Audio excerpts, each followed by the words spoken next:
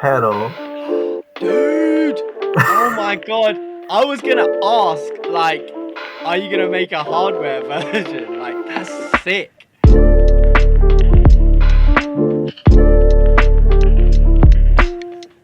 Hey guys, welcome back to the Mixed Opinions podcast. I'm your host, Mixed by Jocelyn, and today we have a brilliant guest for you. We've got Noam, the creator, the mind behind Safari Pedals. What's going on, bro? What's going on? Thank you for having me. It's an honor.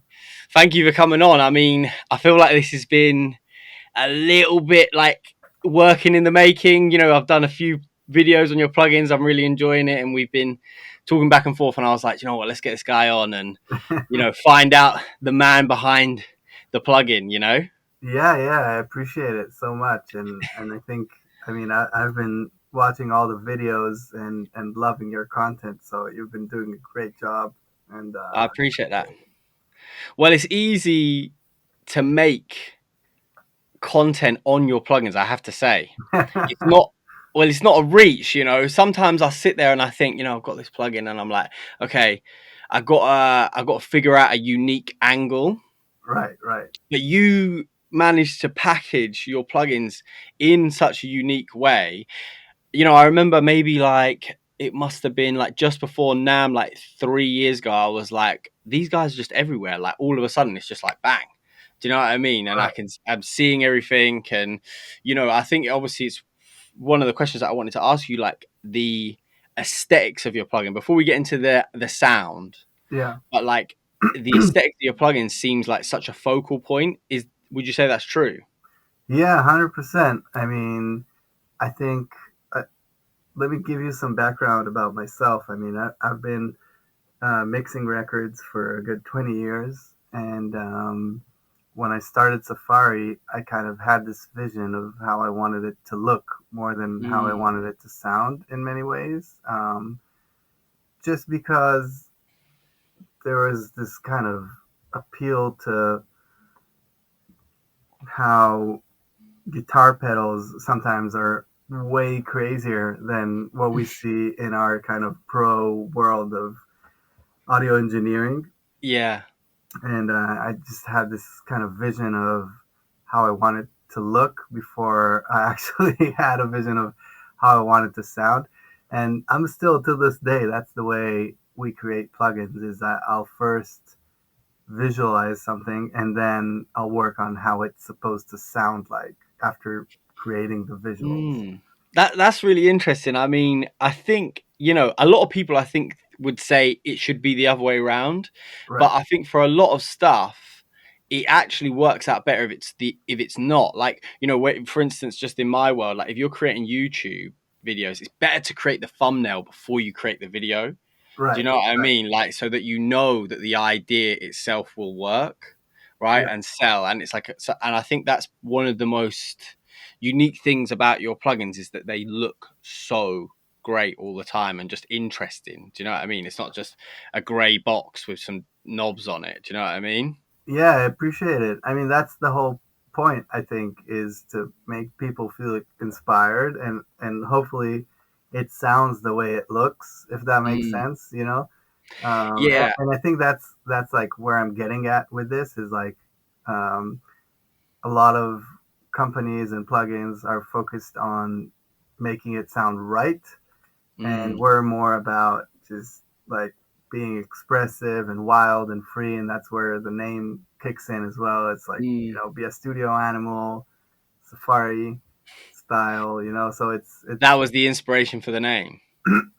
the inspiration for the name is actually my son. So my older son, his name is Adam, and I told him I'm going to quit my job and start this company, and I actually asked him like what we should call the company, and I swear to God, that was his reply. It was like an immediate reply. He was like, "You should call it Safari." He didn't say the pedals part, but he was like, "You should call it Safari." And at first, I was like, "Oh, that's such a cute name," and then I went to sleep, and I was like, "That actually is a kick-ass name," Yeah. It ended up Well, it definitely sticks in your head. You only have to hear it once for it to right. like resonate and remember. Like, there's so many plugin companies. I'm always like, what's the name of that company? Da, da, da, da. Do you know what I mean? And then but with Safari Pedals, it's like Safari Pedals, you know, and it's so recognizable, you know. Yeah, and I also think like that's the thing. Like a lot of companies take themselves a little too serious, I feel like. And the names are usually like really generic. It's like this kind of Mm. generic name of something relatable to audio, like kind of like the audio professionals. We know what we're doing, but Yeah, in, waves.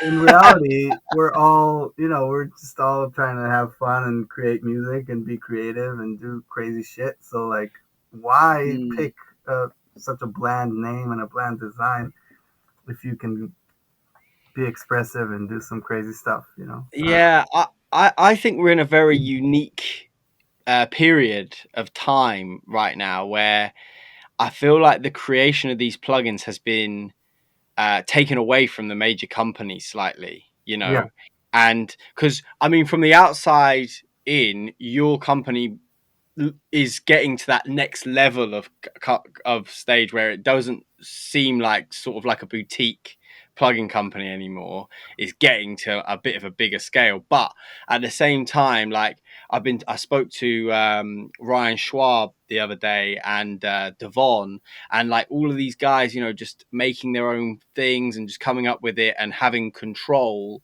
and coming from it from a unique perspective where it's like, we are the people using these tools and this is what we think is cool, rather than like, here's an emulation of something that everyone used in the 60s. Do you know what I mean? And right. like, it's the exact same thing that like 8 other plugins have done. Yeah, So I think we're in a very unique space right now, and more of that is great, if you see what I'm saying. yeah, I agree 100%. I think a big reason to what you were describing is the fact that I mean, um, earlier plugin companies are usually based around programmers that first Mm, think about the code and then what you want to apply the code to. And I think that's fine. I mean, I have a lot of respect to a lot of people that you know trailblazed the way in terms of development. But at the same time, like you said, it's kind of a new era of plugin creation where I come from that exact background that you described, where like I knew what I wanted, and hopefully other people want the same thing. But it was relatively not easy, but it was relatively accessible to do that as mm, opposed to in the old days. And I feel like the analogy is like it's really similar to what the music industry is going through, where in the old days, if you wanted to have a record that sounds good, you have to go to a proper recording studio and you have to yeah. obviously have the budget for it. Whereas now, even us, like people that do this for a living, I can't really tell if something's done at home or in a studio environment. So No. it doesn't really matter anymore. I And I mean, think, you know, look at like Billie Eilish's yeah, debut album, for instance. Like, it was all in a bedroom with her brother. You know, they had a 103 and an Apollo twin, I believe. You know, that's like accessible to everyone now, you know? So, yeah, yeah. it, That's exactly what I mean. And I think the same thing kind of happens with plugins. I mean, people don't really have a deep understanding of what's what's happening, but in general, companies like major companies that actually started the plugin business, like Waves Audio, mm, they wrote the entire code by themselves. So that if we would be in that period of time, we would have to like learn mathematics and crazy stuff like really really sophisticated code. mm, Um, but nowadays there's things like Juice, which is a code library that you can essentially take and use in different ways. So it kind of opens up to you still need to program stuff, but it's way more accessible than 10 years or 20 years ago. yeah, of course. You can be a little bit more, you can approach it from a much more creative standpoint rather than just like a scientific standpoint. Yeah, And then like all of the creative stuff comes as like an afterthought. You hire this guy that probably doesn't know anything about the plugin or the history or whatever, and they come up with like a GUI look for you, but you can now play both hats, sort of like, you know, the difference, as you were saying, when back in the day with music studios, where you'd have to go and the engineer back in the day wouldn't be hugely creative, it would be much more technical. But now you go into a studio and it's like hybrid engineers like myself, where, you know, we're producers, engineers, content creators, because the the software is so much more accessible to everyone, you know. exactly. Yeah, And that's really cool. What was your background like? What's sort of like before you started the plugin company? What were you doing? so, I mean, I've been a studio rat, so to speak, for a good 20 something years. I worked in various kind of big studio facilities, and I'm actually the office of Safari Pedals is located in a bigger kind of studio facility with a bunch of studios around it called Pluto Studios. And I've been here for years and years doing mostly mixing and then mastering. Right. And 5-ish years ago, I started managing the audio for a company called Artlist. Yes. They do royalty free music for video creators, and really cool company, cool people. And Yeah. I mean, Funny enough, I don't actually remember making an account for them, but I got a bill from them the other day.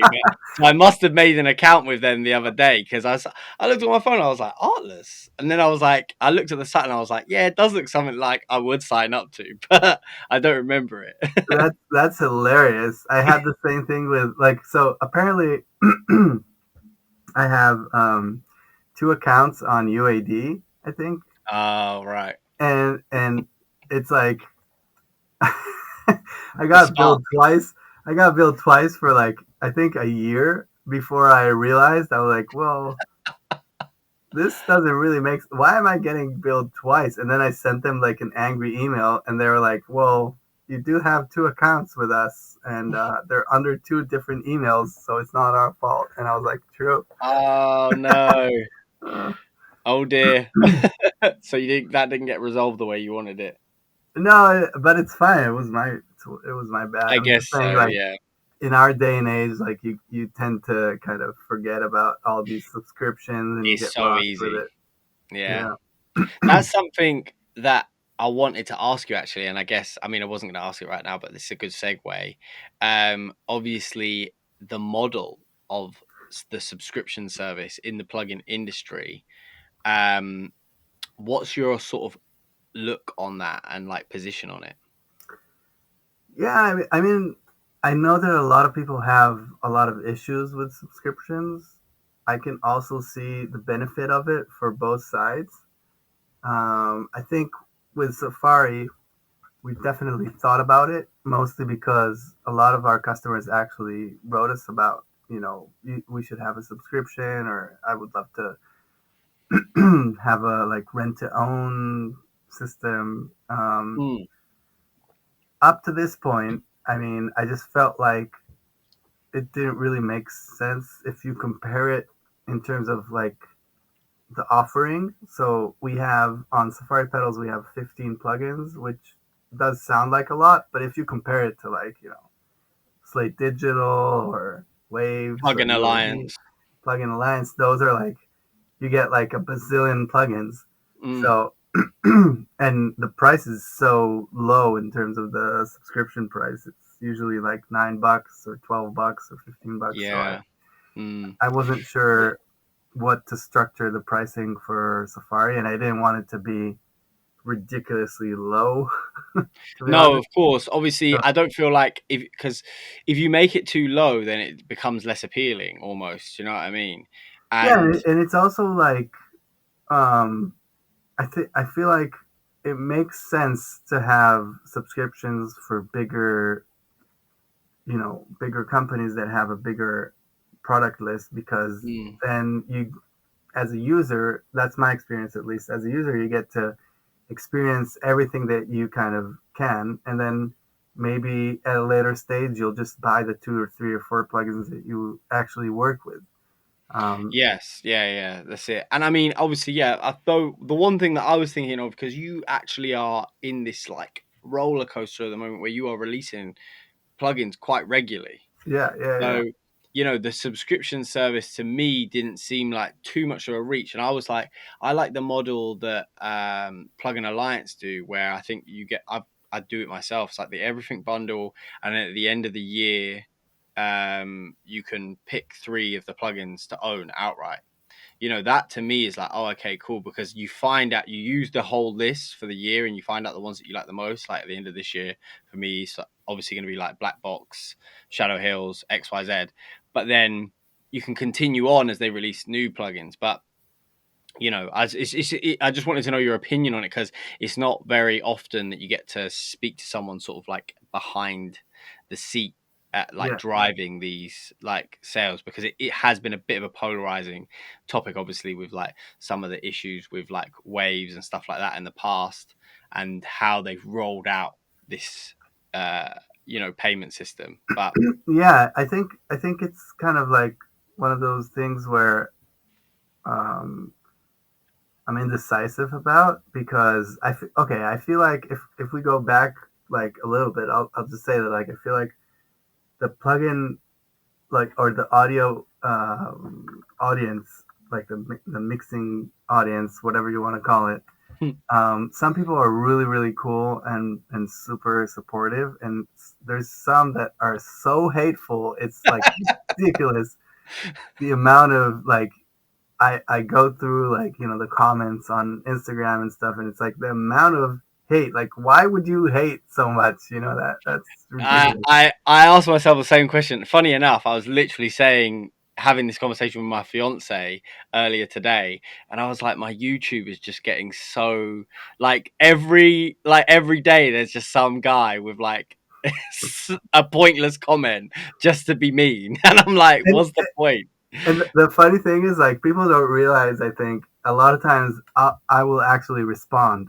Uh, I, and I don't know, like, if somebody's listening to this and wants to like fact check it, like, go through the Instagram responses and stuff, or Facebook, and see my responses to some of this stuff. Like, I don't know why, but I can't help myself, and I just answer, because a lot of times it's like me demoing a product that I've built, and I'm like explaining about something, and then somebody is like commenting like, "Dude, learn how to mix first." And I'm like, "Dude, I've been mixing for like 20 something years. Like, who are Yeah, you to I say?" know.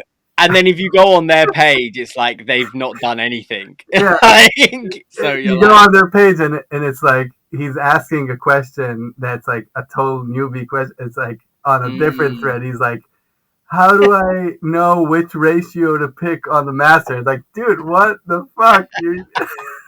Yeah, so I feel like some people just they use the internet as a an outlet, like to get out their inner demons or whatever. But because No, but it's fine. I'm not taking it to heart. Like, I actually embrace it, and I kind of try and make it a fun conversation instead of like an angry one. mm, Um, some of the comments, I'll reply sometimes like, "You seem really angry." and this is Maybe, like from the Safari account, or is it? yeah. That's funny. I love that. I love that. I love that. But what my point earlier was, what I was trying to say is, like, with the subscription thing, we did get quite a few requests for a subscription, but at the same time, I can already, in my brain, I can already see like the comments, like, Well, obviously we all witnessed the backlash of the yeah. waves thing, and that Well, was I think hard. I think that's a little different though. Yes, but obviously it's everyone jumps on a bandwagon, and the thing is, a lot of people don't look at the full scope of the picture, and then they just relay it. Because it's the kind of comments that I get all the time, and it's like you're looking at it from like a very one-sided position, and Right. then making your position factual. But I find it very interesting that you reply back, and I think that's great because you're talking about your plugins and your art and your, creations. For me, it's a little different because I'm talking about someone else's work and I'm just Right. reviewing it and giving my opinion. So Right. it's like responding back to them, it's like you're allowed to have your opinion as I'm allowed to have mine, but you're talking about your work. So it's Yeah. like, you can say, dude, what are you talking about? Like, Yeah. you know what I mean? Yeah. So I think that's great. And a lot of people like, probably hide away from that. And it's the last thing that person would expect when they've written this comment and then they get a notification an hour later and it's like, oh shit, Safari Pedals actually responded to me. No, no, and the thing is, like, that's another part is like I feel like a lot of people think that all the plugin companies are this like big entity with like 100 people and Yeah. stuff, and it's just I'm I'm trying my best to keep it very personal because I really believe in it. I mean, I believe in being in contact with people and like we're a tiny company. I mean, we're Mm. just a few employees, and Well, that's I got that straight away because when I was introed to you through Abby. no, originally it was in May and it was through Arts. Do you know? You remember Arts? Oh yeah, yeah, yeah, yeah, Yeah, 100%. I went out with him and he was like, "Oh, you should chat with these guys. They're a great company." Um, and yeah, I was like, from how personal it was, the interaction and just the back and forth we had on email, I was like, these guys seem great.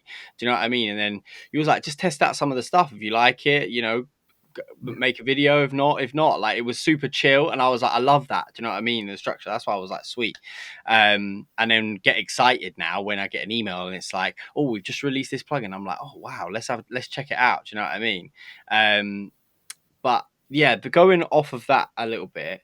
Um, when was it like what was the so obviously you didn't just decide I'm going to start making plugins and quit your job and start Safari, like what was the process in that, like what was there must have been like plugins before maybe Safari Pedals. yeah. So I actually had this idea. Hold on, let me show you. I had this pretty crazy idea to make a pedal. Dude, oh my god, I was going to ask, like, are you going to make a hardware version? Like that's sick.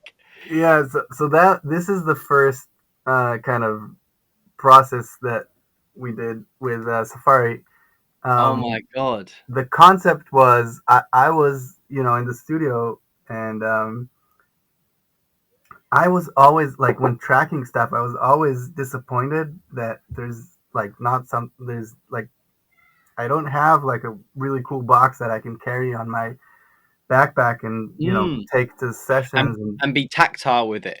yeah, so we made it, and it has XLR inputs and outputs, so it's a mic preamp inside, which is pretty crazy. Where can I buy this? Yeah, that's the thing. So we started with we started with this idea, and I actually put it on online for sale, and it sold out in like 2 or 3 hours. Wow. Um, I made initially I made like 20 of them, and they sold out so quickly. So we made another batch of 50, and those sold out really quickly. And it was fun to make, but at the same time, it was kind of a horrible experience because when you make hardware, it's like people don't realize this. Like you need to source everything, and it's like you need to ship every single order that's coming in. And if it's just you and a friend or something, then it's It's a lot of so physical much time labor. consuming. What's that? Yeah, it's a lot of physical labor. Yeah, I was like when we did the hardware pedals, I was going to DHL every single day and like spending like 2 or 3 hours there a day, and it was just like Yeah. terrible. Um, and and also it's yeah, it's not the easiest thing to source all the material and then to build everything and stuff. So What was the because obviously there's like an overhead in terms and like a cost to make the unit sort of yeah. like what was the cost like to the margin of profit like enough to warrant continuing, or was it too narrow?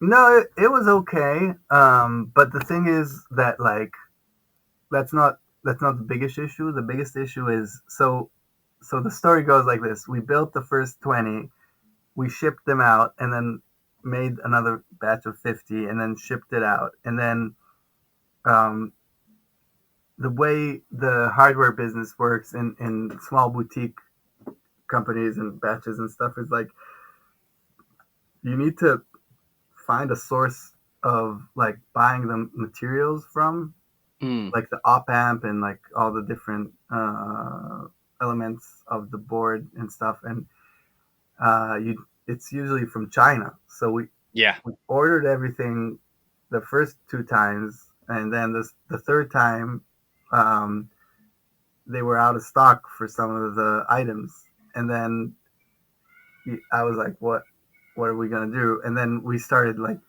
rearranging the PCB design to fit the new line of like things that were in stock, but they only had like 30 of them. And then I was like, okay, fuck this. I'm not gonna. This is done. I'm not doing this Does that anymore. change the sound as well, obviously, if you Yeah, change the and component? that's by the way the reason why a lot of the hardware pedals you'll get like a Mark One, Mark Two, Mark Three, Mark Four, Mark Five Mm, is because they're out of stock for some component, and then they'll just make it with a new component, which is right. funny. But yeah, people I don't know it. see. That's so cool though. When you showed me that, I was like, "Oh, that's awesome!" Because the design element Yeah, so much. I look at these plugins and I'm like, you know, Hawk Phaser or something. I'm like, that is so cool. I'd love to have that, like, just here so I can play with it. Do you know what I mean? I used to be very into like Euro rack stuff, so I like all of that kind of deal anyway. But yeah, that's interesting. And there's no sort of like scope in the future to maybe do another line or.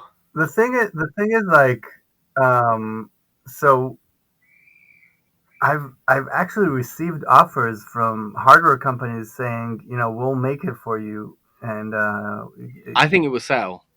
I think it would sell. But the thing is, like, I just I, we switched our focus into plugins, and we're so like laser focused into like making the best plugins that we can Mm, that I don't think it's the right move to kind of maybe do not. another Maybe not. thing on the side. And I feel like from a kind of from a customer's standpoint, I just want the experience of anybody using Safari pedals to be the best that it can be. And I don't feel And you that's don't want the to take case. the attention away from that.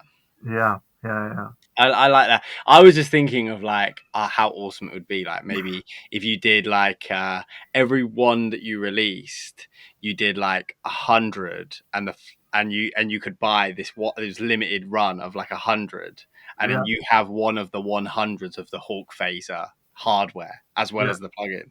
Do you know what I mean? And then it's like, then it's not really a piece of hardware. It becomes like a collectible. Do you know what I yeah, mean? yeah, Just yeah. how my brain's thinking. My one of my best friends, this guy called Cal, he has a company called KR Sabers, and he Right. makes lightsabers.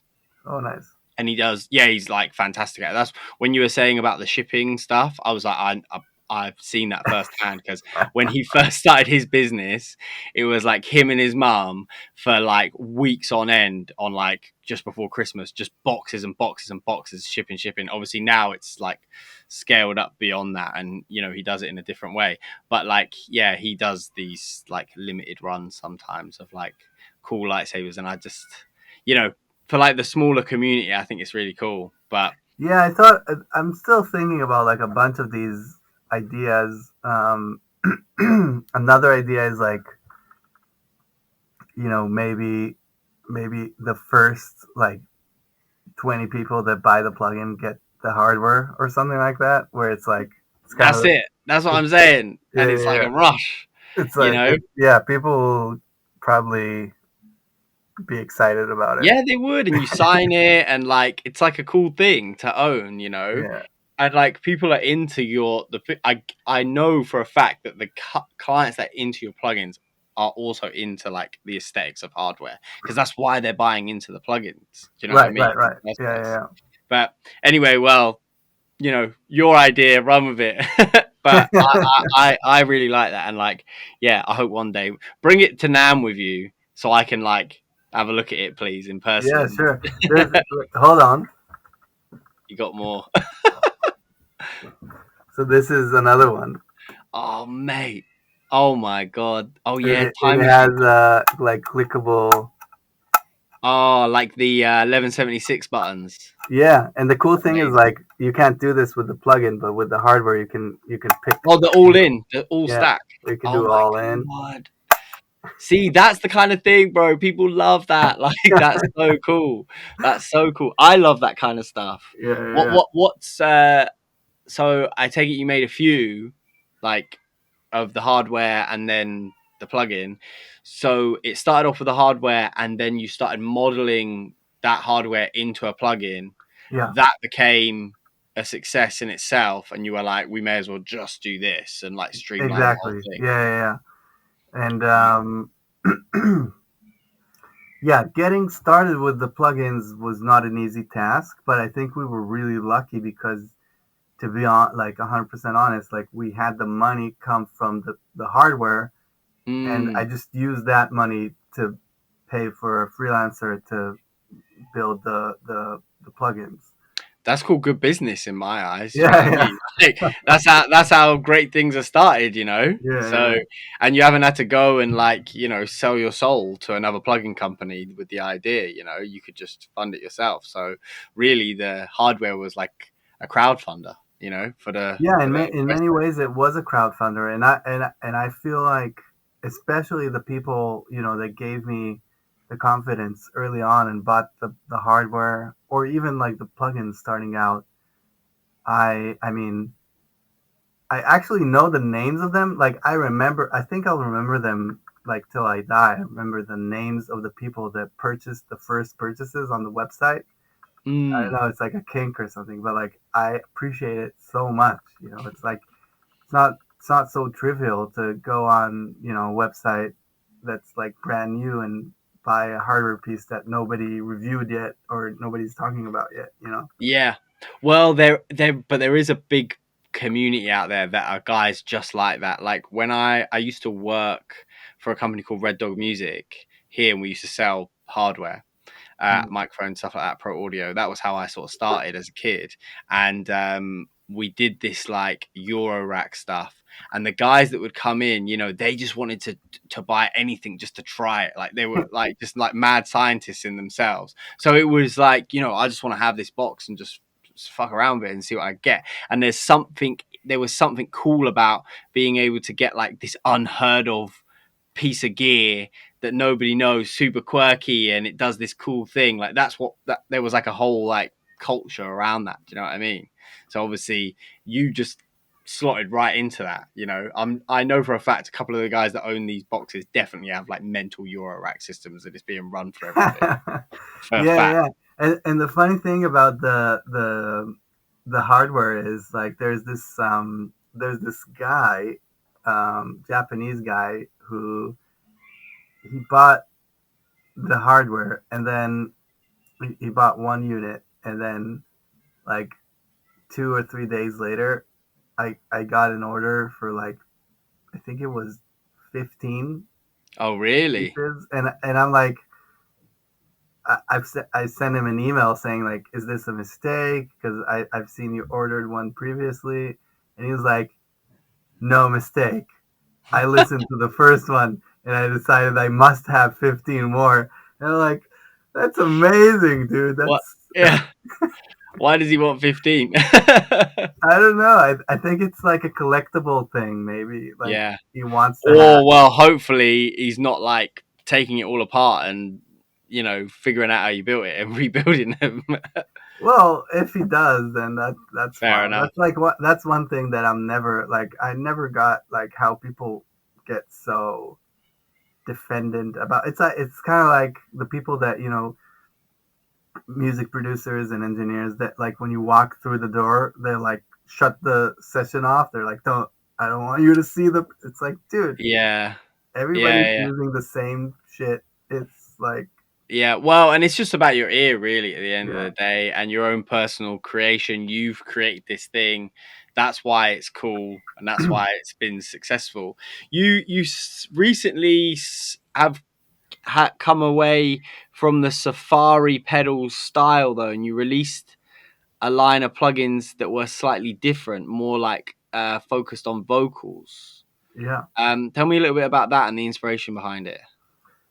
yeah. I mean, we were playing around with a bunch of algorithms, and I had this idea of making you know a line of vocal plugins, but it didn't really sit well with the wild kind of Safari Mm, um, design concepts. So I just thought, why not make it its own thing? And part of it is also I've got a lot of people saying on Safari saying like, oh, the audio sounds amazing, but like I would never have like I've never I would never use this on a session because I don't like the aesthetics of it. Um, right, I've that's got weird. that comment quite a lot, and it just made me think, like, Maybe because it doesn't like for like professional mix engineers, it doesn't scream professional. Is that like? but that Do you think? I think it's kind of the opposite way though, because like the profession, like I'm in contact with quite a few like really high end engineers, like like Joe Ciccarelli and Leslie Breathwaite, and Hmm. like even London on the Track and Ben Thomas and Yeah. all these guys, and they're super happy about using. They're like, oh, this is refreshing and cool and fun. I think the people that are kind of scared of it are people that are maybe not in the kind of pro Mm, league, but are like, I don't know if this is professional or not. I don't know if I should use it. You know what I mean? Because they don't yeah, trust yeah. their own ears. Yeah, they're like still in the sort of realm of like, oh, it needs to look like this and be this because this is what I've been told or sold. Exactly. When you get to Yeah. that next level, they're like, man, if it sounds good, it sounds good, Yeah. you know, and that's the bottom line. That's Exactly. interesting. So you decided to sort of like veer away from it and go because it was like a striking difference to the point where when I was like going through it and I was thinking about making a video on it, I was like, is it like even do you guys even want me to connect it to Safari or not? Like Yeah. I was, it was curious to me like how separate you wanted those two entities to be. I mean, I look at it as I call it a micro brand. So I'm not I'm not hiding the fact that it's part of Safari or anything like that. Mm, But I also don't see the need to kind of keep it all connected. And I think that's kind of again that what I was talking about earlier, where a lot of the bigger brands are more about like let's have a solution that fits everyone, and I'm mm, more about like let's just do the stuff that I can relate to or feel like other people would like, and then with that in mind, there's no real reason for both of them to be in the same space. Because like if yeah. you like tune plugins, you might like Safari, but you might not, and that's fine too. Mm. You know? Yeah, that makes sense. That makes sense. I did sort of get why, but I was still like, you know, almost a bit like, oh, I was hoping to get like an auto tune that just looked fucking crazy. Do you know what I Right, mean? right, like, right. but I do understand like the position and why you did it that way as well from what you've just explained to me. But Well, I'm still. I mean, what you just said is like I'm still thinking about doing like a vocal tuning plugin on Safari, Mm. But it would be like the way it looks is how it's going to sound. Like it would be fucking crazy. You know what I Yeah, mean? yeah, yeah, yeah. Like flanges with the tuner and making it shift and stuff like this. That would be Yeah. cool. Or like I was thinking about like a really hard kind of sounding vocal tuning effect where it's like very robotic and crazy. Yeah, Um, there was one on Native Instruments called Mouth. I don't know if you ever. oh yeah, I Yeah, use that I one. I love that. Like that's something that I could picture you guys making something like that.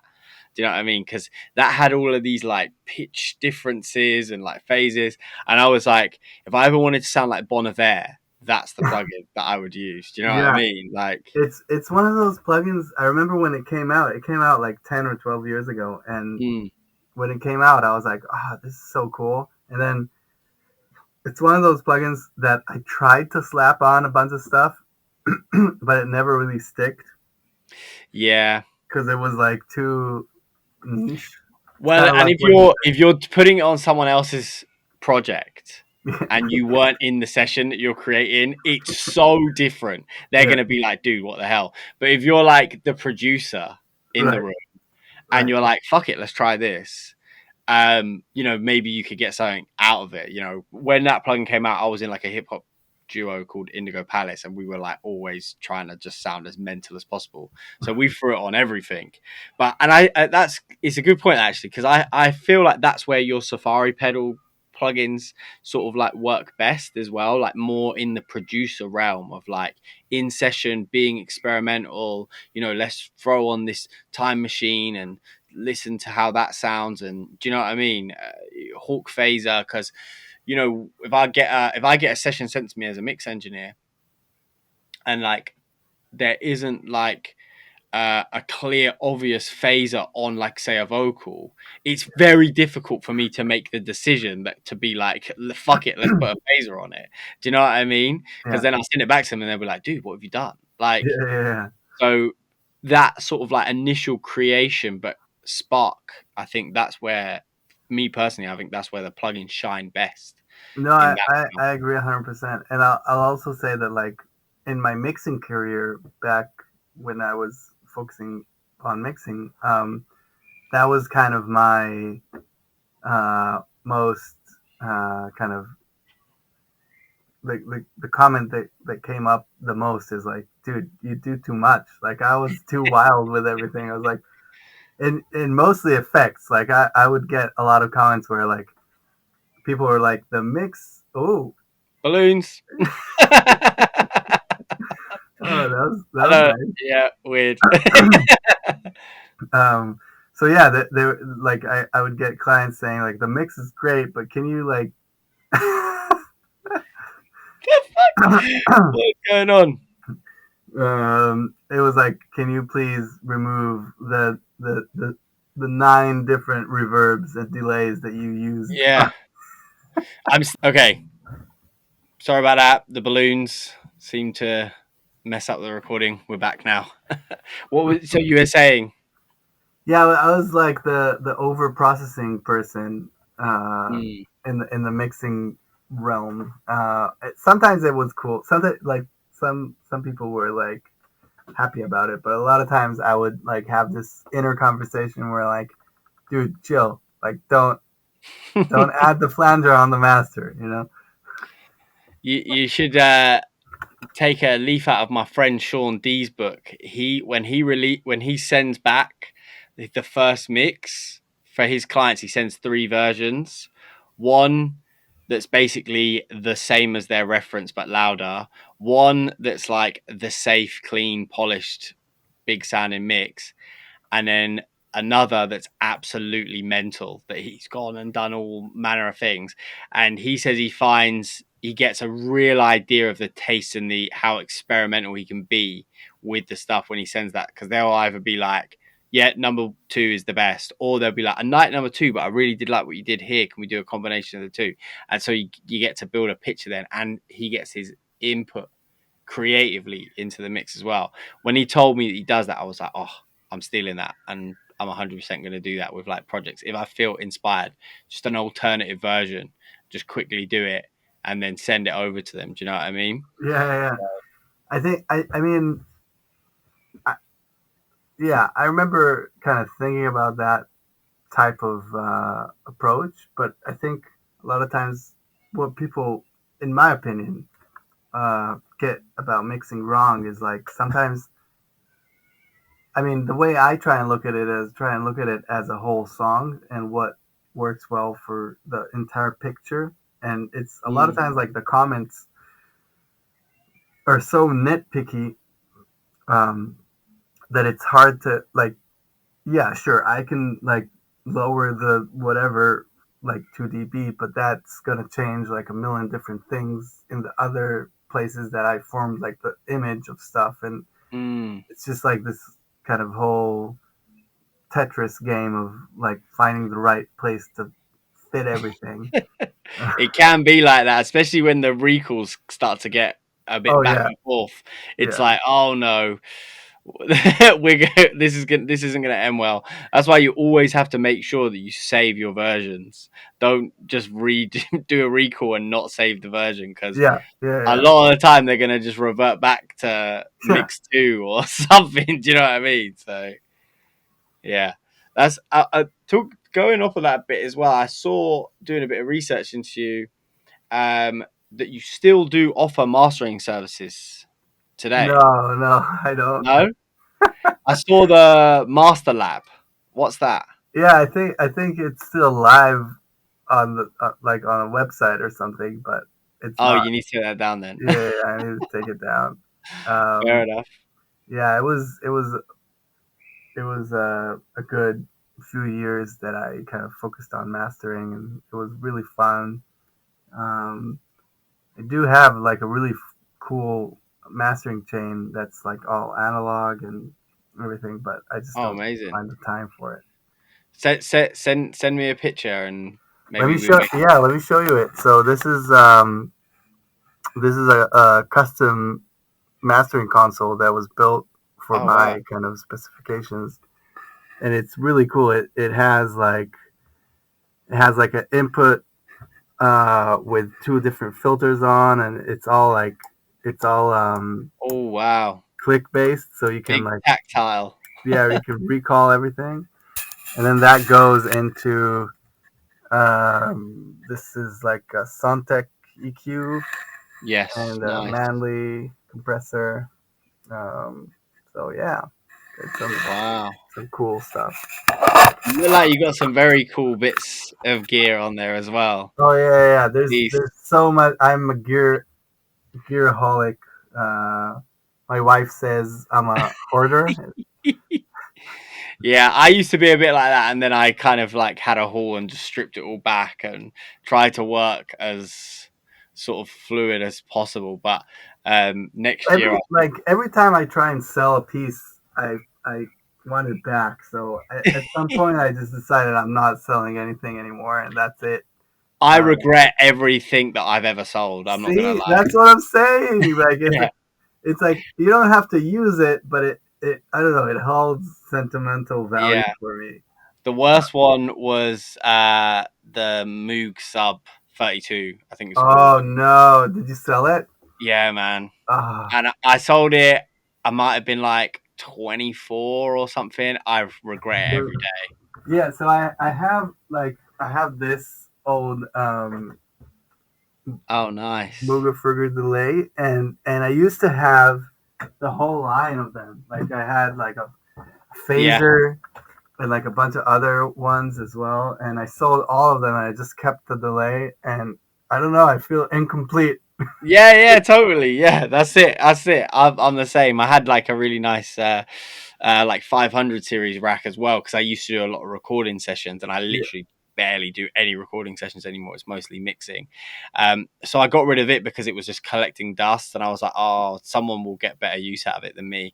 But right. the moment I got rid of it, I regretted it, because then I was like, oh, I could set up a chain where I could rerun vocals through it, and I was just like regretted it instantly, because I had the TK compressor, the TK, Yeah, yeah, the black yeah. compressor, that was really nice, and I had SSL EQ, channel strip, and the vintage Neve preamp, and it was just like such a nice chain to run through. But you And I know, feel like with gear, it's like this is the addict me talking, but I feel like it's like it's like you sell something and then you get money, and then you're like, oh, I have money, but then that money somehow always disappears. disappears Yeah, from the account, and the gear is not there. So it's like yeah, yeah. the money's. I know it sounds dumb, but that's like I don't Yeah, know. 100%. You can always make more money, but Right? you can't always be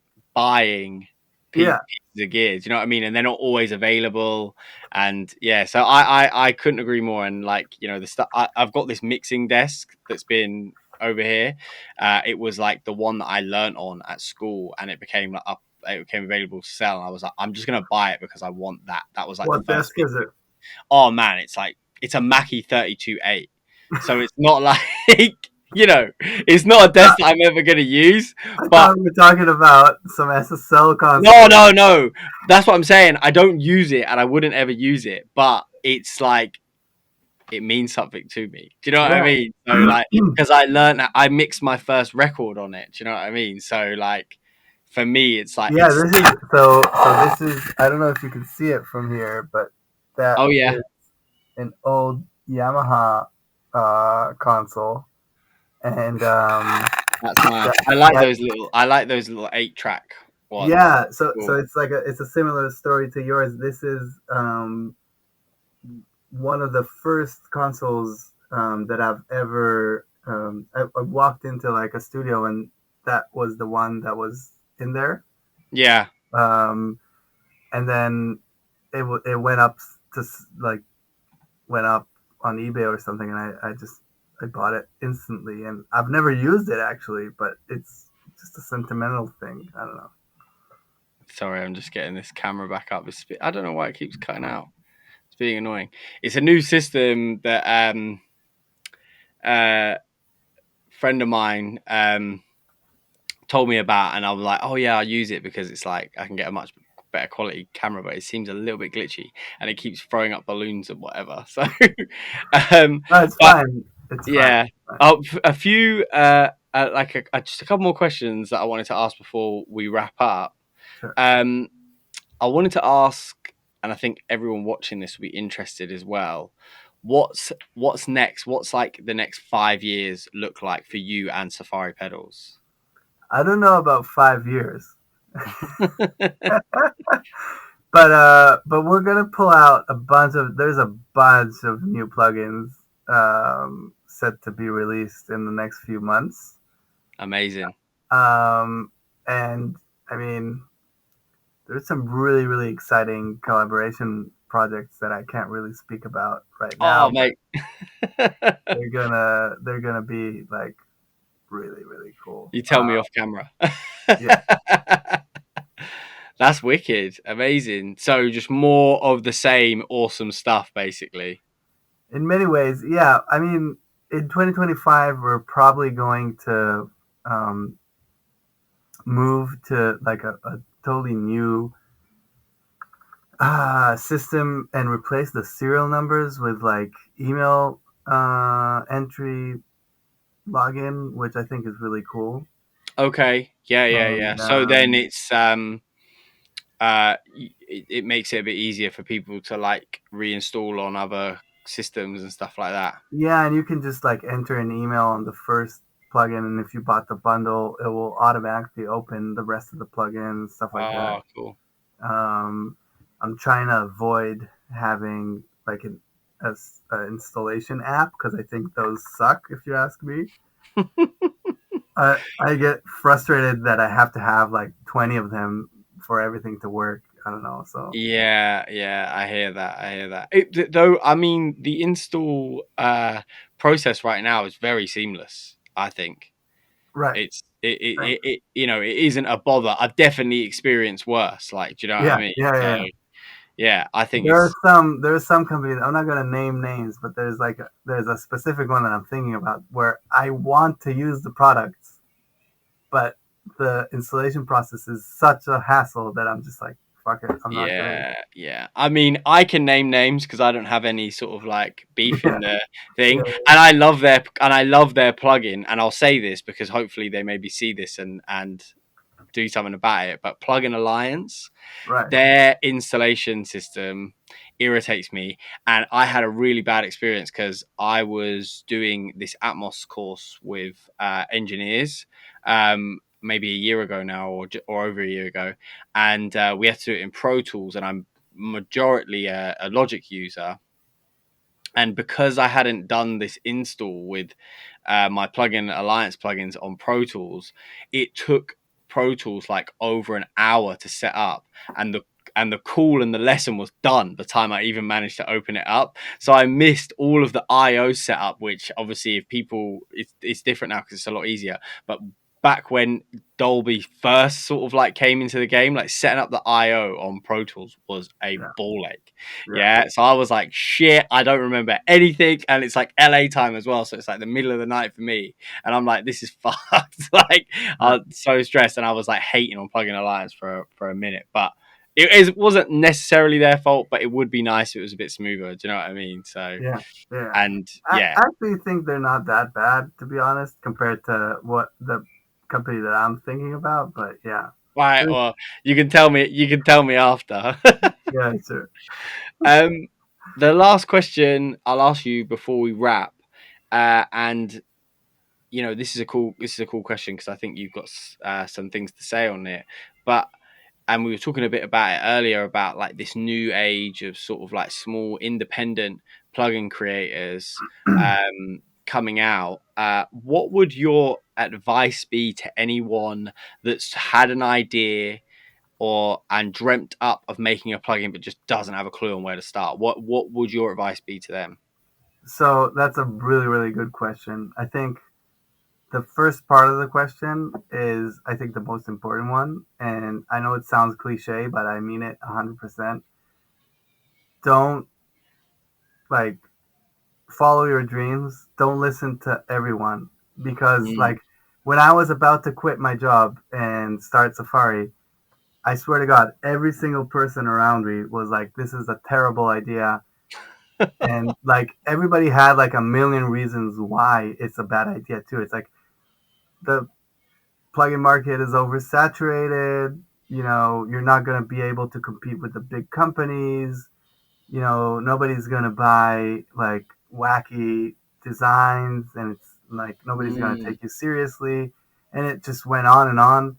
And as soon as Safari started to be a little bit successful, everyone kind of turned their tone and was like, "Oh, that's such a cool idea. Keep doing what you're doing." And I'm like, what the, where the fuck were you when I was like about to quit my job and like not sure Stressing about about it? it. You know what I mean? So I'm 100% like, I'm a firm believer in like, you just do what you want, jump into the water, go and follow your dreams, because the world would be a better place if we all do that. And Yeah, and just figure it out as you go. I'm totally like being 100% honest, and not, I'm not saying it in a cheeky way or something. No, I totally agree because I'm a big advocate of that, and people that watch this show and my videos will know that I full heartedly agree with that because that's exactly how I did. It was just a consistent like jump in the deep end every single opportunity that I got, and somehow or another things just seemed to pan out, you know. And it's like what we're doing here, like this is all new territory. No one's doing any of this. Do you know what I Yeah, mean? So yeah, yeah. we're all just figuring it out as we go. Do you know what I mean? Nobody is the master of anything. So, but and then what about sort of like the initial Yeah, so the start? second part that I was about to say is like more technical. If somebody actually wants to pursue, you know, building a plugin, there's a lot of moving parts to that. But what I would recommend, and this is just my kind of point of view, is before, you know, if you have an idea, before going and like finding a programmer to build the thing, just spend some time. And if you can't do it yourself, spend a little bit of money in building some kind of design template of how you want it to look, Mm, because once you do that, it's much easier to find a partner to like just build the thing for you. Um, right. as opposed to, because I've got like emails and calls and stuff from people, some people that I even know that are like, dude, I have this really cool idea for a plugin. It's gonna do this and that and this and that, and I'm like, okay, but like I can't really You need to understand what you. visualize it. You need to see Yeah, it. you need to visualize it and see it. That's like, in my opinion, the first step. And then once you do that, I think the second step, if you want to do a plugin of your own, is, and this is like a real kind of hack, but most of the plugin makers these days are working on a framework called Juice. It's spelled Guse. And if you go to Juice's website, there's a forum. And in that forum, most of the people that create plugins these days, including, programmers from all of the major plugin companies, they're all in that forum. So Right. if you have a design ready, you could go on the forum and be like, "Yo, I want to build this thing." You know, hit like send me a message, and I guarantee you're gonna get like 4 or 5 messages of people wanting to build stuff. So just hire a Amazing. Well, freelancer. that is And, the hack. yeah, You've definitely answered the question. yeah, You get me thinking now. I'll be sitting there like, oh, what fucking idea can I come up with? Mixed by Jocelyn plugins. dude. Well, maybe one day. Who knows? I might Yeah. already be on it. I think the hard part is like uh, is the rest of the stuff that took me more time than building the plugin, like Mm. building the shop and like the the kind of credit card thing with Stripe, and like making sure that people get the serial numbers and creating all this Yeah, the different things. funnel of purchase. Yeah, Yeah, yeah.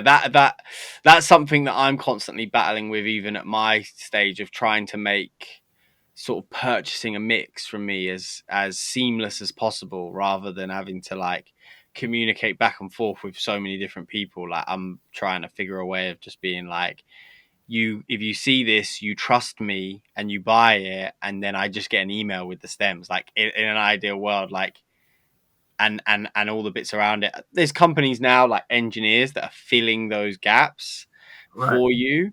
But like, it's always a benefit, I think, to be in like total control and be able to design your own path. Do you know what I mean? Like of customer service, basically. Yeah, yeah, yeah. Um, but yeah, I have to say I think yours is brilliant, and is done very well. The marketing, I think, shines above the rest at the moment in terms of like, it's like, who is it that you guys worked with? Is his name Ivan? Is it Yeah, Ivan? Ivan. Yeah, Yeah, yeah. And I love that video where he's like slaps the sticker on Pensado's uh, chair. that was totally not like, I had nothing to do with that. I just saw it from like the sideline, and I was like, "Oh, that's insane."